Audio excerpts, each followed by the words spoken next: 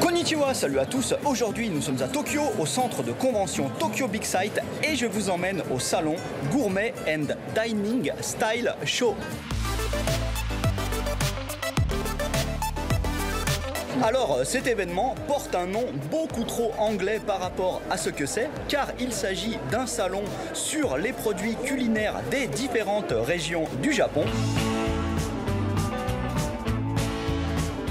Bon, moi, dès qu'il y a un stand avec du yuzu, je m'arrête. Peut-être qu'un jour, je vais devenir l'ambassadeur international du yuzu. Le yuzu, c'est un agrume japonais, sorte de mélange entre un citron et une orange. C'est délicieux. Et ici, c'est un stand de Tobishima Kaido, des petites îles de la préfecture de Hiroshima. Et ils font énormément de choses à base de yuzu, comme par exemple des meringues à base de yuzu.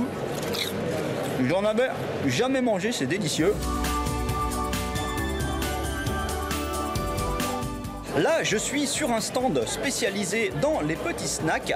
Il s'agit d'une société de la ville de Miyazaki, c'est vraiment tout au sud du Japon.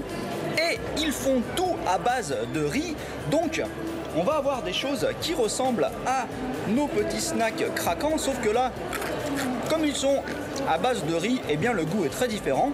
Et en plus, ils les mélangent, mais avec tellement de choses. Celui-ci, par exemple, c'est un mélange de thé et d'un agrume très spécial du sud du Japon. Et du coup, c'est une saveur que personnellement, je n'avais jamais expérimentée. Et ils en ont des tonnes comme ça. Comme par exemple ici, ça c'est un mélange. Alors, citrouille et haricots rouges.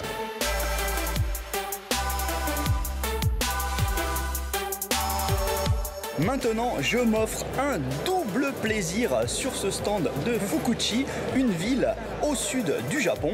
Alors, ils font de délicieuses glaces et évidemment, je prends un parfum très japonais, même un double parfum. Ça, c'est Kinako Matcha, donc thé vert, et Kinako, c'est à base de graines de soja.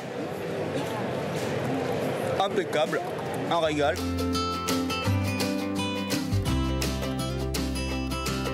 Voilà, je finis avec le meilleur curry japonais du monde. Bon, certes, c'est du curry vert et je ne l'ai pas goûté, mais comme il y a Albator Captain Harlock dessus, pour moi, automatiquement, c'est le meilleur curry du monde.